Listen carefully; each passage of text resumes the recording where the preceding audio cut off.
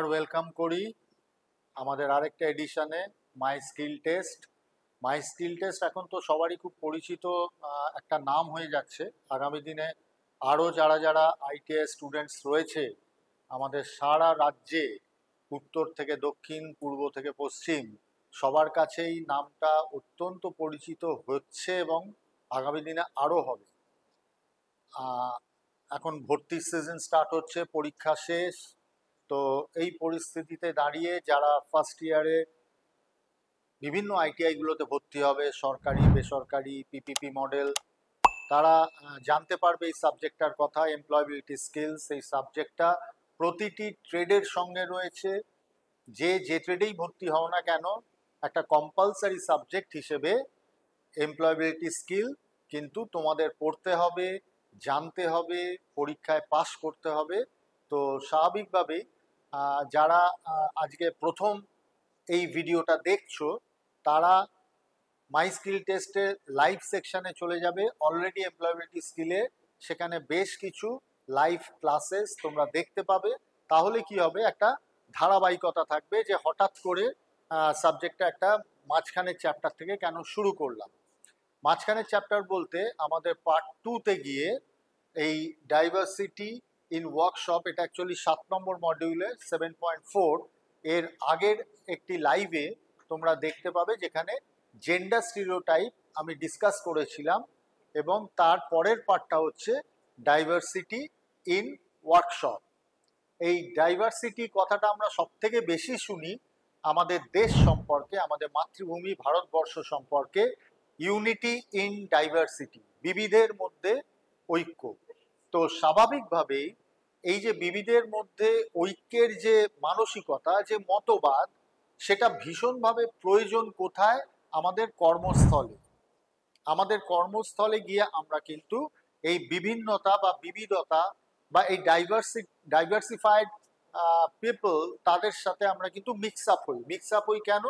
কেননা আজকের দিনে আমরা জানি এরকম ইন্ডাস্ট্রিজ, এরকম ওয়ার্কশপ, এরকম ওয়ার্ক প্লেস প্রচুর রয়েছে, যেখানে তোমার ডান দিকে হয়তো একজন উত্তর ভারতীয়, বাঁ দিকে একজন হয়তো দক্ষিণ ভারতীয়, তোমার বস হয়তো পশ্চিম ভারত থেকে এসেছেন। তো এরকম একটা ডাইভার্স ক্যারেক্টার আমরা সবসময় we can find it in our work places. এবারে এর সুবিধে প্রচুর, এর পজিটিভ সাইডস প্রচুর, কিন্তু আমাদের সবার মানসিকতা তো সমান হয় না। এই ডাইভার্সিফাইড নেচারকে আমরা অনেকে হয়তো ভালোভাবে নিতে পারি না, আমরা এটাকে ভালো করে গ্রহণ করতে পারি না। এটা যে কোনো ওয়ার্ক প্লেসের পক্ষে একটা অভিশাপ হয়ে দাঁড়ায়। আবার সেই ডাইভার্সিফাইড ব্যাপারটাই কিন্তু একটা আশীর্বাদের রূপ নেয় যখন আমাদের দেশের বা আমরা এখন এই মুহূর্তে গ্লোবাল ভিলেজে বসবাস করি। পৃথিবীর শ্রেষ্ঠতম মানুষগুলো যদি আমার ওয়ার্ক প্লেসে থাকে, বা আমার দেশের শ্রেষ্ঠতম সব থেকে এবল মানুষগুলো যদি আমার ওয়ার্ক প্লেসে আমার কলিগস হয়, আমার বস হয়, আমার সাবঅর্ডিনেট হয়, তাহলে ওভারঅল আমার ওয়ার্কশপের পক্ষে সেটা কিন্তু একটা আশীর্বাদ স্বরূপ। তো এই সমস্যাগুলো আছে বলেই এমপ্লয়াবিলিটি স্কিল বা সফট স্কিলে এই চ্যাপ্টারটা রয়েছে। আমি সাধারণভাবে প্রত্যেকটা ক্লাসে চেষ্টা করি যে মডিউলটা কেন রয়েছে এটা তো একটা বুঝতে হবে। যে হঠাৎ করে আমি এলাম ইলেকট্রিশিয়ান হিসেবে শিখতে, আমি এলাম মেশিনিস্ট ট্রেডে, আমি হয়তো ফ্যাশন ডিজাইনিংয়ে এসছি, আমি হয়তো ওয়েল্ডারে এসছি, হঠাৎ এইসব আমি কেন শুনব? এই লিঙ্কটা আমি প্রত্যেক ক্লাসে একটুখানি 1-2 লাইন বলে দিই যে তোমরা কারা। তোমরা হচ্ছে সেই মানুষ, সেই গ্রুপ অফ এজের মানুষ যারা আগামী দিনে ইন্ডাস্ট্রিতে পা রাখবে। যে কারণে তোমরা কোন ইনস্টিটিউটে ভর্তি হয়েছো না, ইন্ডাস্ট্রিয়াল ট্রেনিং ইনস্টিটিউট। তো ইন্ডাস্ট্রিয়াল ট্রেনিং ইনস্টিটিউট থেকে যারা বেরোবে তারা আগামী দিনে আমার দেশের বিভিন্ন ইন্ডাস্ট্রিতে, এমনকি দেশের বাইরে পর্যন্ত বিভিন্ন ইন্ডাস্ট্রিতে তোমরা যোগদান করবে। এটা তোমাদেরও আশা, এটা আমাদেরও আশা যে আগামী দিনে দেশের ইন্ডাস্ট্রিকে এগিয়ে নিয়ে যাবে যে যারা, তারা হচ্ছে তোমরা।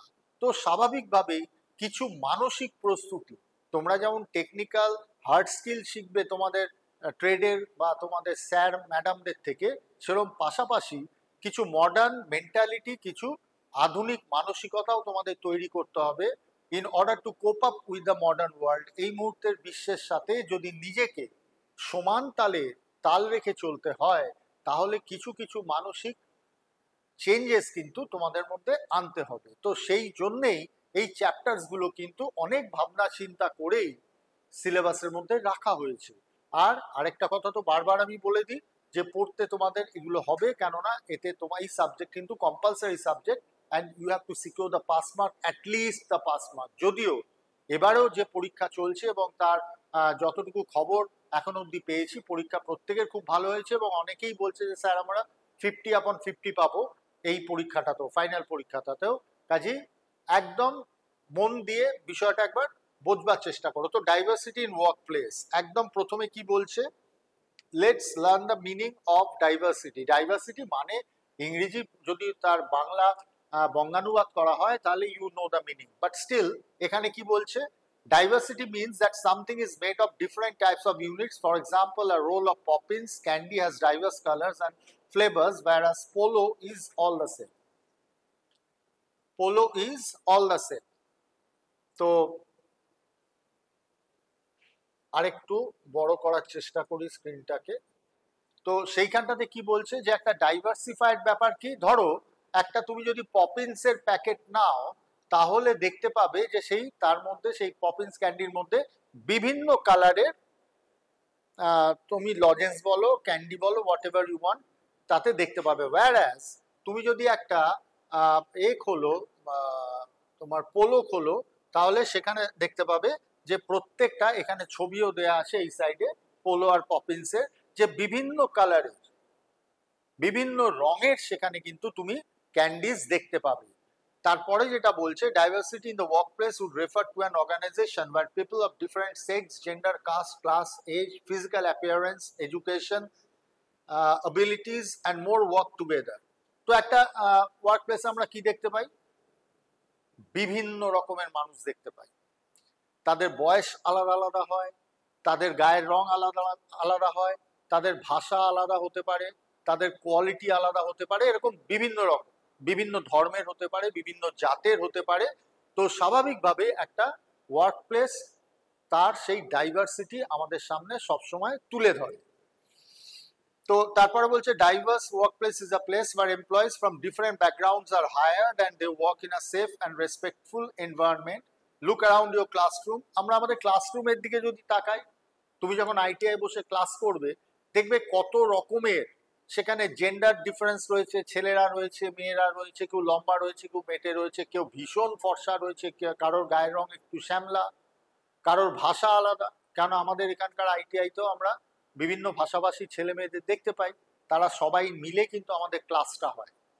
এবং অনেক ক্ষেত্রে টিচারেরও তাদের সাথে একটা তো এজ ডিফারেন্স আছে, এখানে এজ ডিফারেন্সের কথাও বলছে টিচারের সাথে স্টুডেন্টের। তো এইগুলোই তো ডাইভার্সিটি, এইগুলোই তো তফাৎ, এবং এই তফাৎগুলো খুব নর্মাল তফাৎ, এবং সেটা কিন্তু আমাদের ওয়ার্ক প্লেসেও ঘটে। আমাদের যে কাজের জায়গা, সেই কাজের জায়গাতেও কিন্তু এই ডিফারেন্সগুলো দেখতে পাওয়া যায়। তো যেটা বলছে, tall people and short people, these are obvious differences. তো এই তফাৎগুলো কিন্তু অবভিয়াস, এগুলো তুমি চাও বা না চাও, এই তফাৎগুলো আমরা ক্লাসে বা আমাদের কাজের কর্মক্ষেত্রে, আমাদের পাড়ায়, আমাদের অঞ্চলে, ইভেন তোমরা যে ট্রেনে বাসে করে আইটিআইতে আসো সেই কম্পার্টমেন্টটা বা বাসের ভেতর দেখলেও কিন্তু এই তফাৎগুলো দেখতে পাবে। So diversity is everywhere.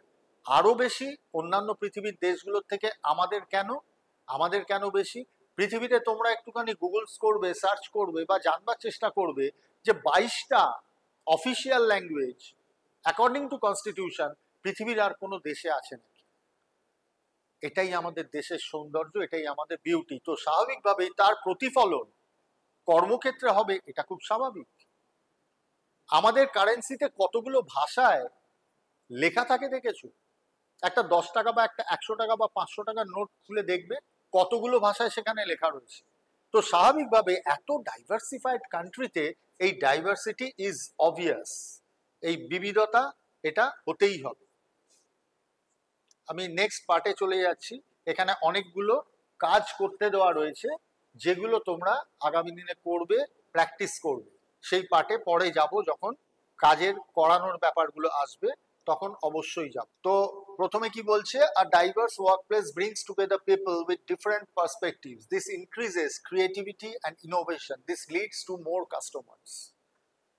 একটা ওয়ার্ক প্লেসে যদি বিভিন্ন পার্সপেক্টিভের, বিভিন্ন ভাষার, বিভিন্ন ধর্মের মানুষ যদি থাকে, তাহলে অটোমেটিক তার বিজনেস বাড়ে, তার কাস্টমার্স বাড়ে। ধরো আমি একটা সাধারণ এক্সাম্পল দিচ্ছি, সাধারণভাবে বোঝবার জন্য একটা এক্সাম্পল দিচ্ছি। সাপোজ তুমি নর্থ ইন্ডিয়া বেড়াতে গেছো, it can be Haridwar, it can be Delhi, it can be Jaipur, যে কোনো একটাই গেছো। তুমি সেখানে গিয়ে মার্কেটে জিনিস কিনবে বলে বেরিয়েছো, তুমি একটা গার্মেন্টস কিনবে বলে বেরিয়েছো, কি কোনো উলেন গার্মেন্টস কিনবে বা ওই ধরনের কোনো শোপিস কিনবে, হোয়াট এভার। পর পর পর পর দোকান যাচ্ছে, হঠাৎ একটা দোকান থেকে তোমাকে দেখে বললো, কি দাদা কলকাতা থেকে নাকি? তুমি বললে হ্যাঁ। বলে আপনি বাঙালি? বলে বাঙালি। দেখবে কোথাও একটা টান এসে যাবে যে ওই লোকটার দোকান থেকেই তুমি কিনবে। কেন? ওই হিন্দিতে একে বলে আপনাপন, একটা নিজস্ব একটা টান যেন অনুভব হয়। তো স্বাভাবিকভাবেই দেখবে যে বড় কোম্পানিজ গুলোতে তারা বিভিন্ন ভাষায়, তুমি একটা জায়গাতে মোবাইলে কোনো তাদের কাস্টমার রিলেশন সেন্টারে ফোন করো, দেখবে ওই কম্পিউটারাইজ ভয়েস আসবে, কোন ভাষাতে চাইছেন, আপনি কি ইংলিশে চাইছেন, আপনি কি হিন্দিতে চাইছেন, আপনি কি মারাঠিতে চাইছেন, আপনি কি তামিলে চাইছেন, আপনি কি বাংলায় চাইছেন। এগুলো কেন করে? এই কারণে করে যে যত ভাষায় তুমি তোমার কাস্টমারকে ডিল করতে পারবে, তুমি কনভারসেশন যত রকমের ভাষায় করতে পারবে, সম্ভাবনা তত বাড়ে তোমার ব্যবসা।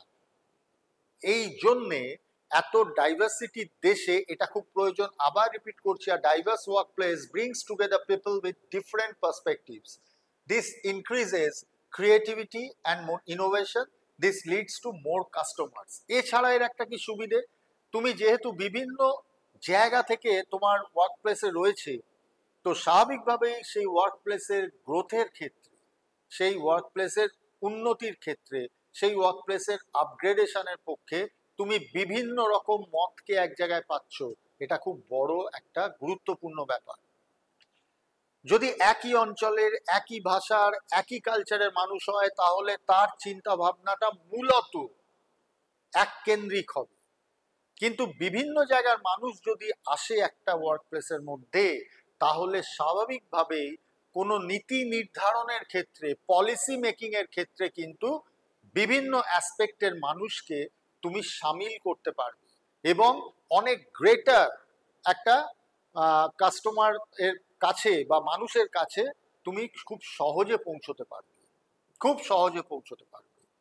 তো স্বাভাবিকভাবেই এটার প্রয়োজন আছে। কোনো একটা কোম্পানি, আমি প্রথমে একটা যদি ম্যানুফ্যাকচারিং ইন্ডাস্ট্রি বলি, কোনো একটা প্রোডাক্ট লঞ্চিং এর কথা ভাবছে, তাকে কিন্তু ভাবতে হয় যে আমার মার্কেটটা সারা দেশে হবে। তো তো স্বাভাবিকভাবেই আমি একটা প্রোডাক্ট লঞ্চ করব, লঞ্চ করবার আগে তো আমাকে ভাবতে হবে যে এই এত টাকা খরচা করে ম্যানুফ্যাকচার করব, প্রোডাকশন করব, সেটা কি খালি আমার পাড়ায় বেচবো, সেটা কি আমার শহরেই খালি বেচবো, খালি আমার রাজ্যেই বেচবো, না এটা সর্বভারতীয় ক্ষেত্রে আমার মার্কেট হবে, এটা আমার বিশ্বব্যাপী এই মার্কেটটা থাকবে।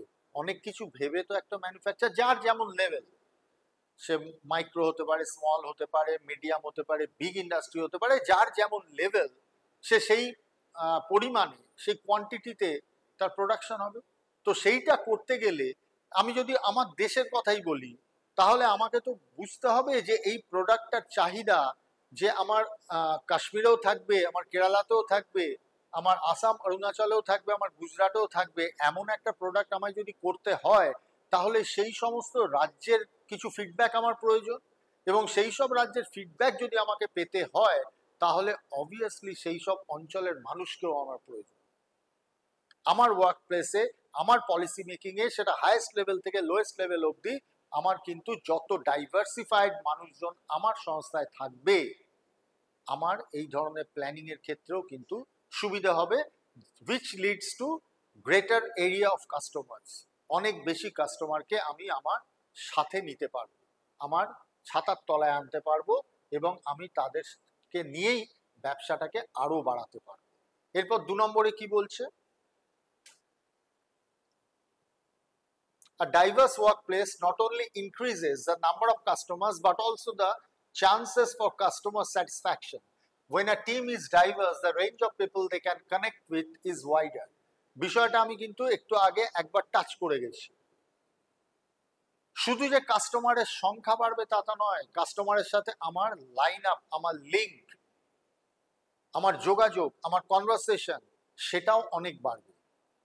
আমি একটু আগে কি বললাম যে বড় কোম্পানিগুলোতে লক্ষ্য করলে দেখতে পাবে যে তারা কিন্তু যখন পাবলিকের সাথে রিলেট করে over the telephone or what ever, সেখানে কিন্তু অপশন দেয় আমাদের যে স্যার বা ম্যাম আপনি কোন ভাষায় কথা বললে আপনার সুবিধা হবে। এটা কেন করে? এই যে বিরাট বিরাট হাউসেস গুলো রয়েছে, ইন্ডাস্ট্রিয়াল হাউসেস গুলো রয়েছে, তারা প্রতিনিয়ত এই পলিসি মেকিং এর উপরে কত এক্সপার্ট রেখেছে, কত বড় বড় মাথা সেখানে কাজ করছে।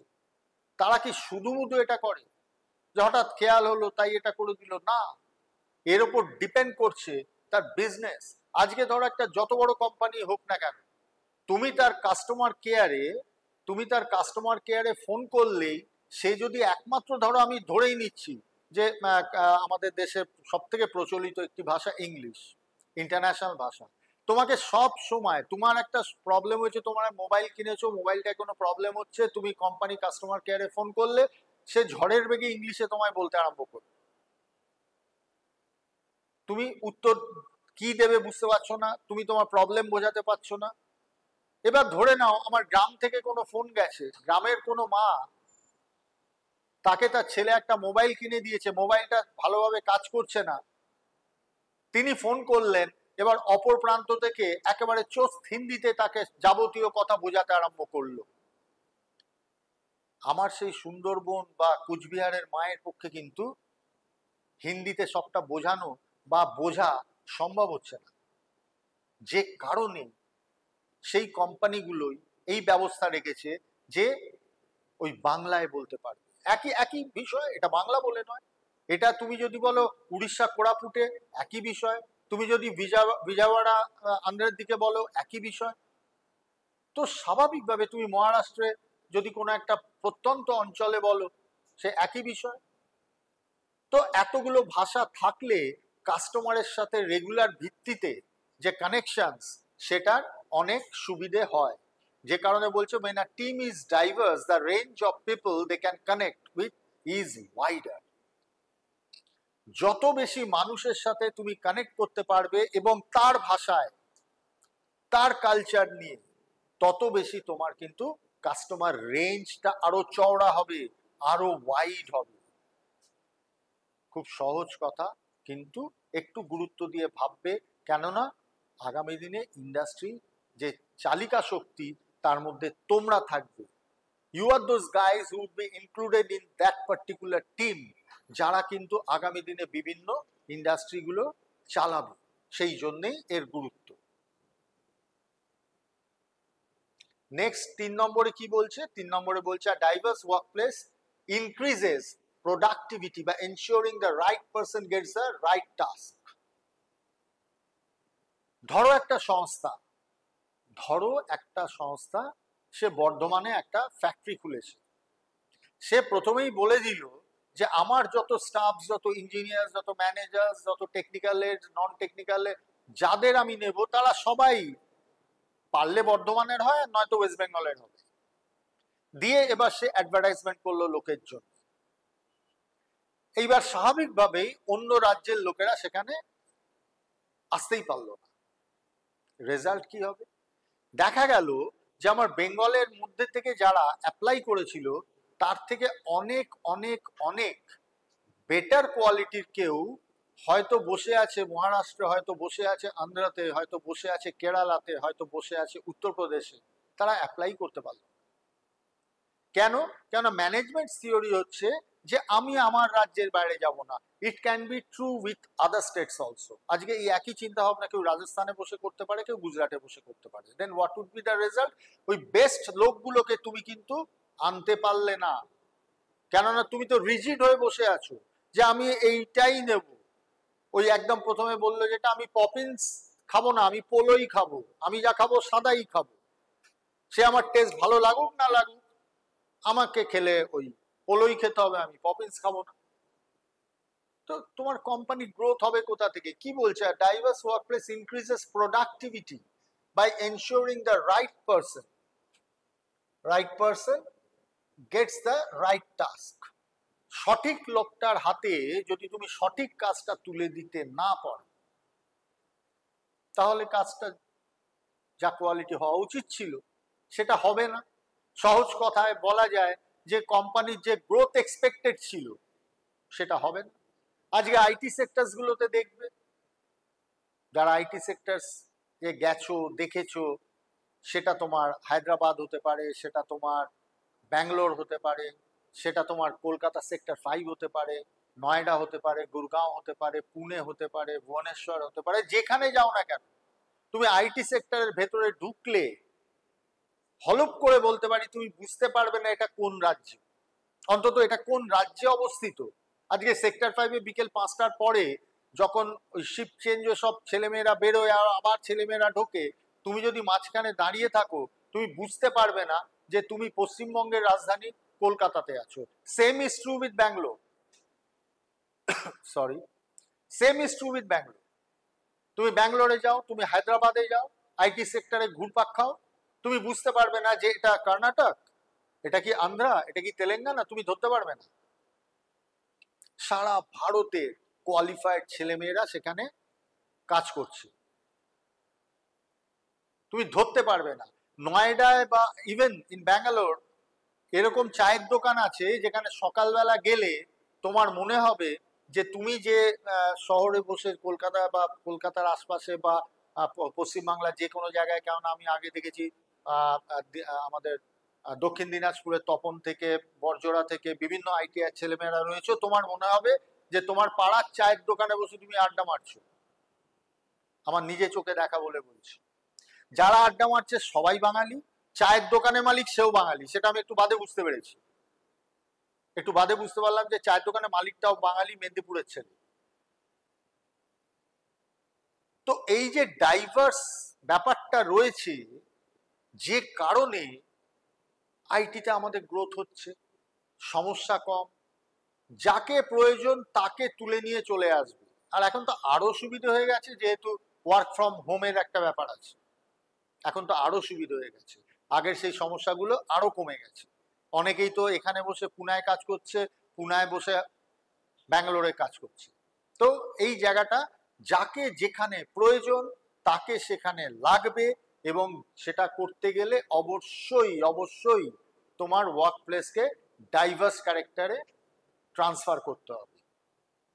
একমুখী এক জায়গার লোক দিয়ে আমি কাজ করব, এটা ভাবা আর সম্ভব নয়, এটা হতে পারে না।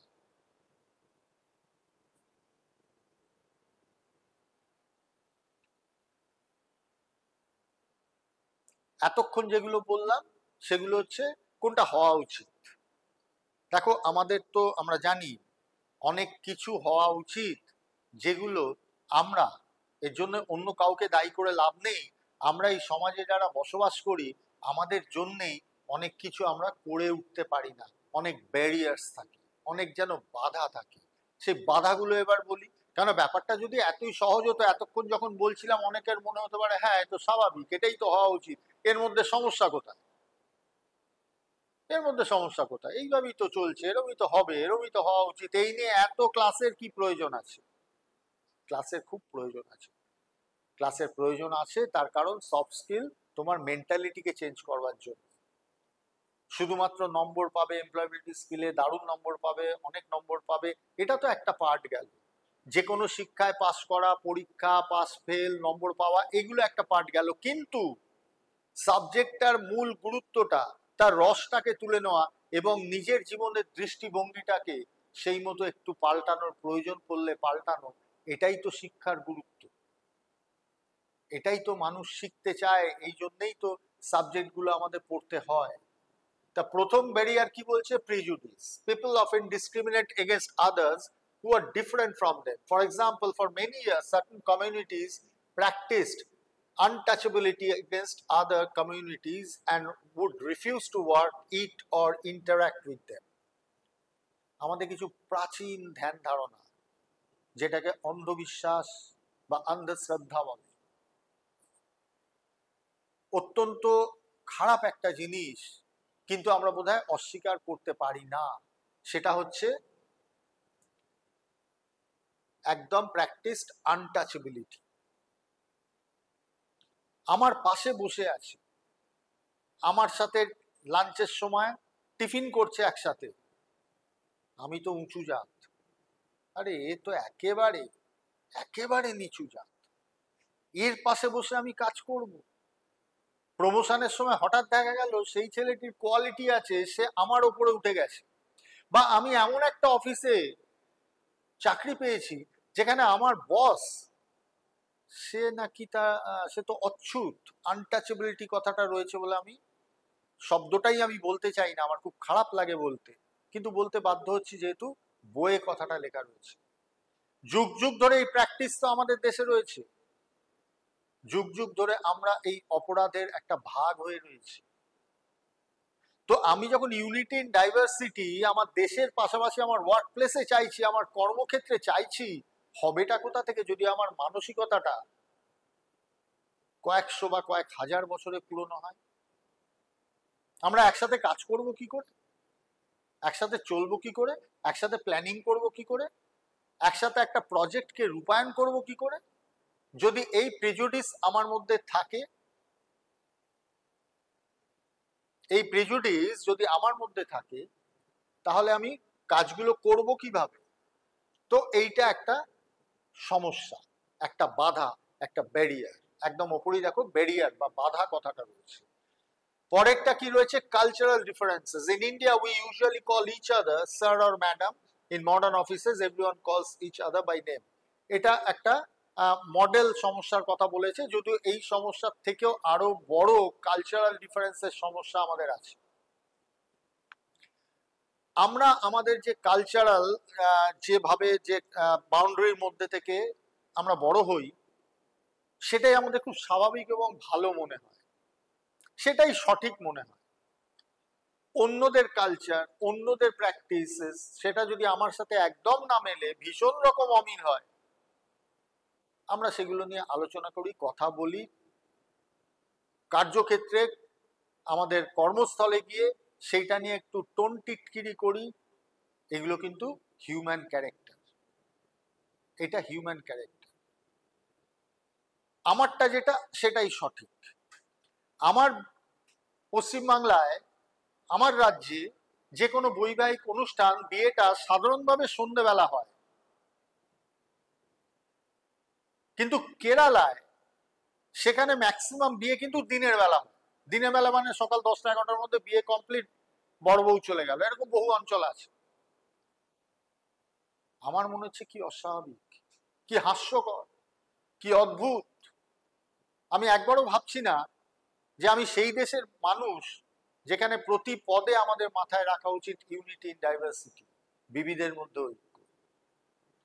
উল্টো আমি তার কালচারটা জানতে পাচ্ছি, যে আমার দেশে এরকম একটা কালচার অঞ্চল আছে, হাইলি কোয়ালিফাইড মানুষ। আমরা জানি যে কেরালার মতো রাজ্য শিক্ষায় কত ওপরে রয়েছে আমাদের, তা সেরকম একটা রাজ্যের কালচার আমি জানতে পারছি। কি করে জানতে পারছি? আমার পাশের টেবিলে একজন মালায়ালি ভদ্রলোক কাজ করছেন বা ভদ্রমহিলা কাজ করছেন, তার থেকে আমি জানতে পারছি। আমি আরো এনরিচড হচ্ছি, আমি সেটা ভাবছি না। আমি তার কোনো কালচারাল ডিফারেন্স যেটা আমার সাথে মিলছে না, সেইটা নিয়ে আমি টোন টিটকিরি করছি, সেটা নিয়ে আমি মজা করছি। তো এই যে প্রথম থেকে বেশ ভালো ভালো কথাগুলো লাগছিল না, হ্যাঁ এরকমই তো হওয়া উচিত, কত ভালো ভালো লোক বিভিন্ন জায়গা থেকে আমার কর্মস্থলে আসবে, আমার কর্মস্থল কত উন্নতি হবে, এর আবার বিরোধিতা কে করবে? এর বিরোধিতা আমাদের মাথাটা করছে, এর বিরোধিতা আমাদের অনেকের মানসিকতা করছে। প্রতি পদে আমরা এই ডিফারেন্স গুলোকে, প্রথমেই বলেছে সেটা তো ভয়ঙ্কর, আনটাচেবিলিটি। দ্বিতীয়টা বলছে কালচারাল ডিফারেন্সেস, এইগুলো তো রয়েছে, তো অস্বীকার করার কোনো জায়গা নেই। এরপর আছে দেখো additional facilities. A diverse work place May require more infrastructure, for example hiring a person with disabilities or a person from third gender রয়েছে।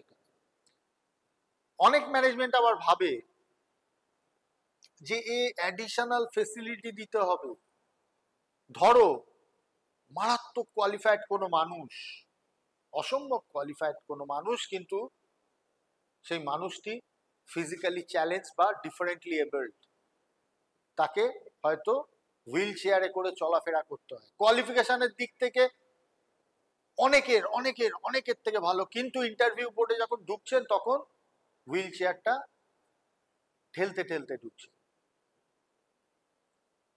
ম্যানেজমেন্ট কি ভাবলো, ও বাবা, এর জন্য তো টয়লেটে আবার একটা আলাদা ব্যবস্থা করতে হবে, এক্সট্রা খরচা, এনাকে তোলবার জন্য আবার একটা সিকিউরিটিকে লাগবে, অথবা একটা র্যাম্পের প্রয়োজন হবে, এও এক ঝামেলা। তো এই অ্যাডিশনাল ফেসিলিটিস দেখো পরিষ্কার বলছে একদম, third general May require construction of new washroom facilities, অর্থাৎ এর জন্য আবার একটা ওয়াশরুমের স্পেশাল ব্যবস্থা করতে হবে, আবার একটা খরচা হবে। ঠিক আছে, মারাত্মক কোয়ালিফাইড লোকটাকে খুব প্রয়োজন ছিল, বাদ দাও বাবা, দরকার নেই। আচ্ছা, তোমাদের এমনি সাধারণভাবে প্রশ্ন করি, বিগত যদি 50-60 বছরের মধ্যে সারা পৃথিবীর শ্রেষ্ঠতম একজন সায়েন্টিস্টের নাম বলতে হয়, তাহলে অবশ্যই স্টিফেন হকিন্সের নাম বলতে হবে। একটু গুগল সার্চ করো, যারা জানো তারা তো জানোই, যারা জানো না একবার একটু দেখে নেবে তো। ভদ্রলোক ভালো করে শুনতে পেতেন না, ভালো করে কথা বলতে পারতেন না, ভদ্রলোক হাঁটতে পারতেন না, চোখের মারাত্মক প্রবলেম ছিল, কিন্তু সেই ব্যক্তিটিকে শ্রেষ্ঠতম বৈজ্ঞানিক হিসেবে সারা পৃথিবী মেনে নেয়। আজকে তার ল্যাবরেটরি, তার ওয়ার্ক প্লেসে যদি ঠিক করতো যে এই লোকটাকে নিয়ে তো সমস্যা হবে, একে দরকার নেই, তাহলে উনি কি হারাতেন জানি না, পৃথিবী অনেক কিছু হারাত। তো স্বাভাবিকভাবেই একটু ডিফারেন্টলি এবলড, একটু ফিজিক্যালি চ্যালেঞ্জ কোনো মানুষকে তার কোয়ালিফিকেশনটা আমি ভুলে যাব, তার কোয়ালিটি আমি দেখব না, খালি শারীরিক একটু সমস্যা রয়েছে বলে তাকে আমি নেব না, তাহলে আমি কিসের ইউনিটি ইন ডাইভার্সিটি কথা বলছি?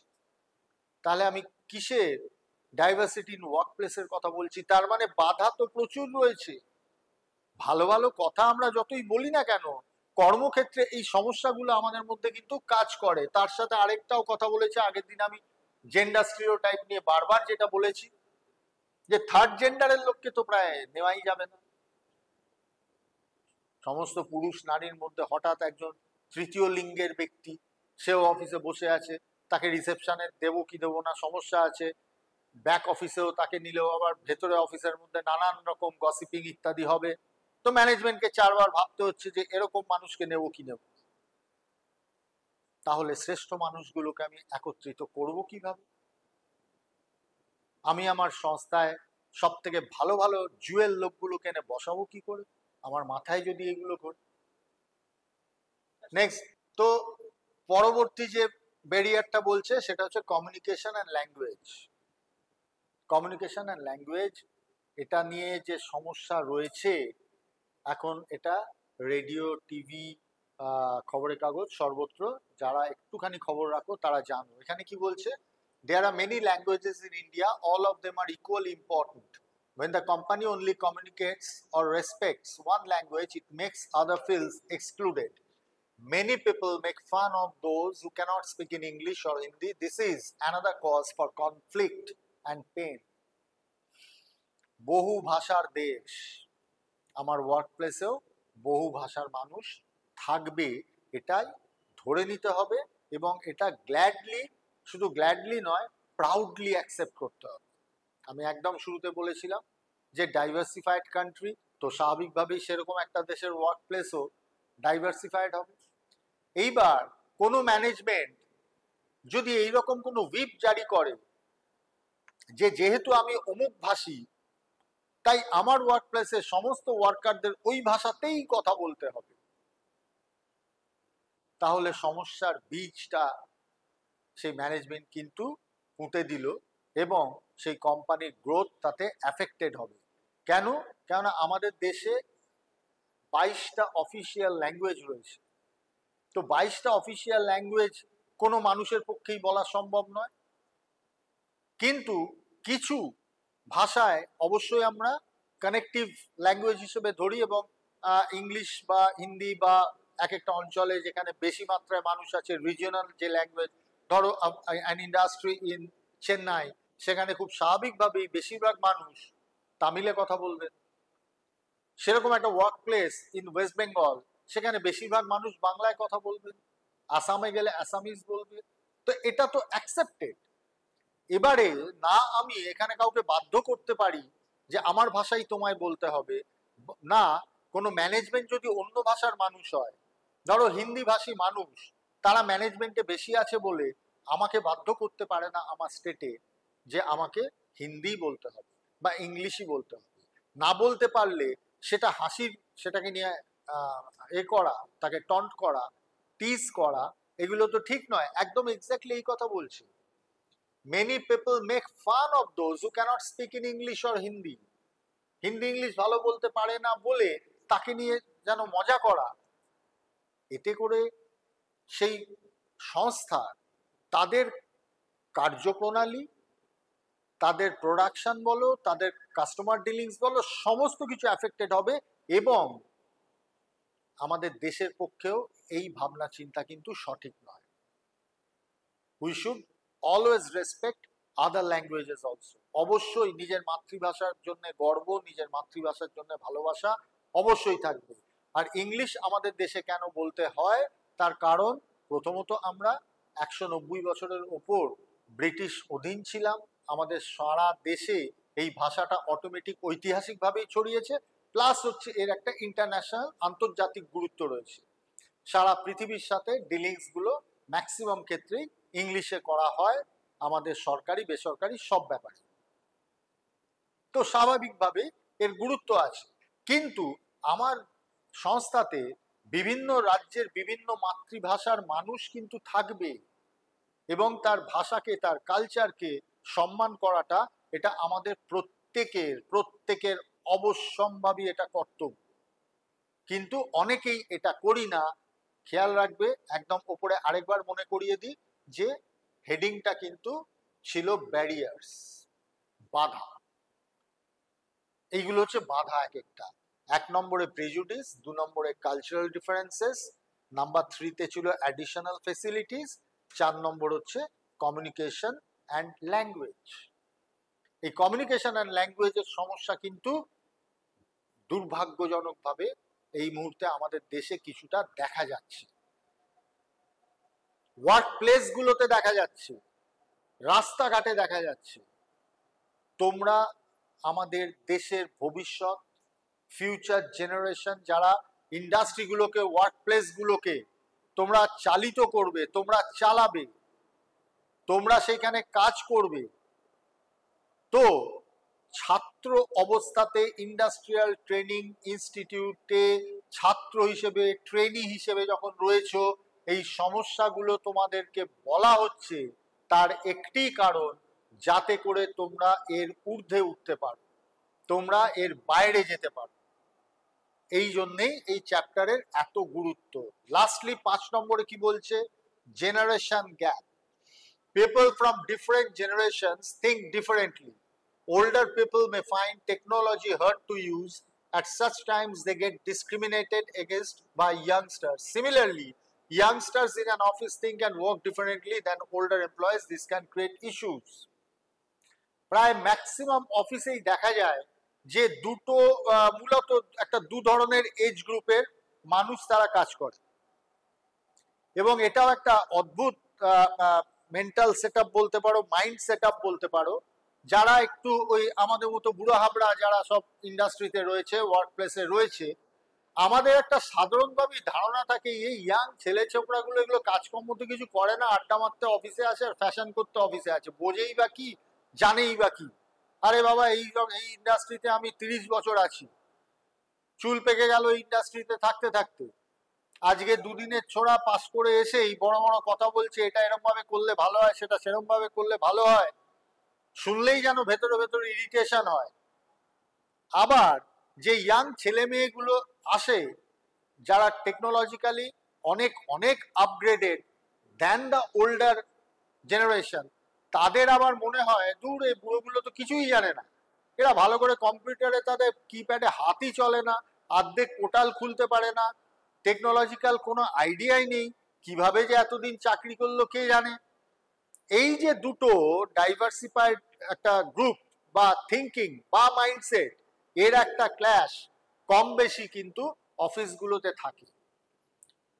এই জায়গাটা, এই মেন্টালিটিটাকেও কিন্তু চেঞ্জ করতে হবে আগামী দিনে, এবং যেখানে আছে সেটাকে খেয়াল করতে হবে এবং এই ধরনের মেন্টালিটিকে সরাতে হবে মন থেকে।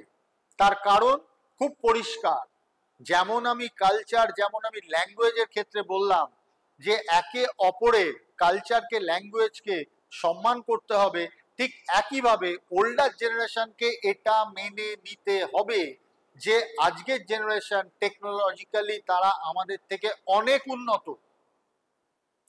তারা বড় হয়েছে যে ব্যাকগ্রাউন্ড থেকে, যে শিক্ষায় শিক্ষিত, তারা স্কুল থেকে কম্পিউটার ইউজ করছে, মডার্ন ডিভাইসেস ইউজ করছে, আমরা করিনি।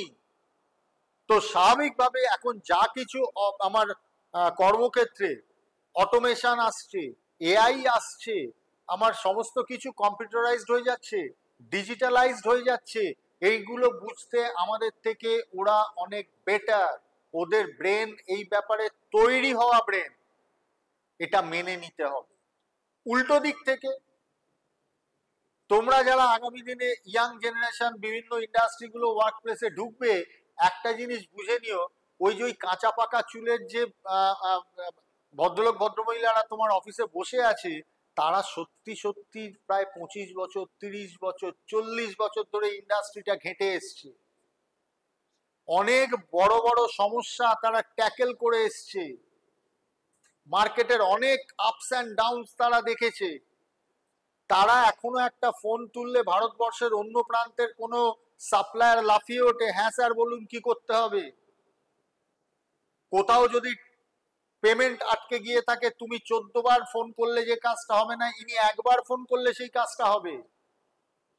এবং এত বছরের বহু প্রবলেম সলভ করে করে করে করে বিভিন্ন বিষয়ে তার অভিজ্ঞতাটা এমন লেভেলে গেছে যে তুমি একটা সমস্যা নিয়ে তার কাছে গেলে তার ফ্র্যাকশন অফ আ সেকেন্ড লাগে সেই প্রবলেমটা সলভ করতে। বলে এইভাবে এইভাবে বলো, অমুককে বলো, আমার কথা বলো, বা এইভাবে এখানে একটা মেল করে দাও, দেখো হয়ে যাবে।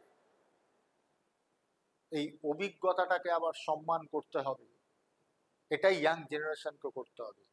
যদি এই উদারতা, এই মানসিকতা এই জেনারেশনের মধ্যে থাকে, তাহলে জেনারেশন গ্যাপের প্রবলেমটাই থাকে না।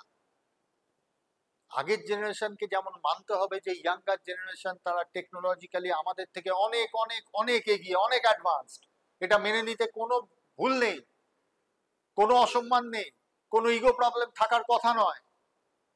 ঠিক একইভাবে যারা নতুনরা এসছো, তারা কিন্তু ওই গ্রে হেয়ারের, পাকা চুলের যে অভিজ্ঞতার দাম, সেটাকে তোমাদের কিন্তু সম্মান দেখাতে হবে, শ্রদ্ধা করতে হবে, তাদের থেকে শিখে নিতে হবে। বিভিন্ন প্রবলেম থেকে কিভাবে বেরোবে সেটা তোমাদের কিন্তু শিখে নিতে হবে, কেননা তাদের ওই অভিজ্ঞতার ওপরে দাঁড়িয়ে তোমাদের আজকে যে টেকনোলজিক্যাল জ্ঞান, এই দুটোকে যখনই, এই দুটো ডাইভার্সিফাইড বিষয়কে যখনই তুমি ইউনিফাই করতে পারবে, একত্রিত করতে পারবে, নো ইট ভেরি ওয়েল যে রেজাল্ট উড বি রিমার্কেবল। এবং সেটা শুধু তোমার জন্য তো নয়, তোমার কর্মক্ষেত্রের উন্নতির জন্য এটা প্রয়োজন, তোমার ওয়ার্ক প্লেসের ডেভেলপমেন্টের জন্য, আপগ্রেডেশনের জন্য এটা প্রয়োজন। তো এই হচ্ছে সাবজেক্টটা, যে ডাইভার্সিটি ইন ওয়ার্ক প্লেস। এটা থাকবেই, এটা ছিল, এটা আগামী দিনেও এইভাবেই পৃথিবীটা এগোবে। যত এগোবে ততই চেঞ্জেসগুলো আসবে, এই ডাইভার্সিটিগুলো থাকবে, ডাইভার্সিটি আরও বাড়বে, কিন্তু সেই ডাইভার্সিটিকে আমাদের ইউনাইটেড করতে হবে, আমাদের একত্রিত করতে হবে। এটাই হবে আমাদের আগামী দিনের লক্ষ্য। এবং তোমরা যারা এতক্ষণ এই ক্লাসটা করলে, এর আরও পার্ট রয়েছে। এই 7 নম্বর মডিউলটা ভীষণ গুরুত্বপূর্ণ। ফার্স্ট পার্টে আমি জেন্ডার স্টিরিওটাইপ লাইভ ক্লাসে তোমাদের বলেছিলাম, এর পরের পার্টে ডাইভার্সিটি ইন ওয়ার্ক প্লেস বললাম, এর পরেও একটা পার্ট আছে যেটা পরের ক্লাসে আবার আমি বলবো তোমাদের সামনে। তো ততক্ষণ ক্লাসটা একবার যদি না হয় 2বার 3বার করে শুনে নাও, কেননা আগামী দিনে যারা ভর্তি হচ্ছ বা এই মুহূর্তে আইটিআই রয়েছে সেকেন্ড ইয়ার, তাদের প্রত্যেকের জন্যই এই চ্যাপ্টারটা অত্যন্ত গুরুত্বপূর্ণ চ্যাপ্টার। এবং আগামী দিনে যারা এমপ্লয়েবল হবে, কর্মক্ষেত্রে যাবে, সেটা চাকরি বাকরি হতে পারে, সেটা নিজস্ব ব্যবসা হতে পারে, you can be a very good entrepreneur in future. তো তোমাদের সবার জন্যই কিন্তু এই বিষয়গুলো অত্যন্ত অত্যন্ত গুরুত্বপূর্ণ। তো আজকে এইখানেই শেষ করছি এই ক্লাসটা। মাই স্কিল টেস্ট তোমাদের সাথে রয়েছে, ছিল এবং আগামী দিনে তো আরো থাকবে, এ ব্যাপারে কোনো সন্দেহ নেই। আমি বারবার যেটা বলি, ক্লাসে অনেক সময় অনেকে যেতে পারো না, আইটিআই বিভিন্ন সমস্যায় ক্লাস মিস হয়, কিন্তু টেনশনের কোনো জায়গা নেই, চিন্তার কোনো বিষয় নেই। পাশে মাই স্কিল টেস্ট আছে, প্রত্যেকটা চ্যাপ্টার ধরে ধরে এখানে পড়ানো হয়, পড়ানো হবে। আগামী দিনে প্র্যাকটিক্যাল ক্লাসও তোমরা পাবে তোমাদের ট্রেডে। তো স্বাভাবিকভাবেই মাই স্কিল টেস্টকে নিজের বন্ধু বলে নিয়ে নাও, সাবস্ক্রাইব করো, শেয়ার করো, বন্ধুদের মধ্যে ছড়িয়ে দাও। আগামী দিনে আবার দেখা হবে, আবার অন্য কোনো ক্লাসে।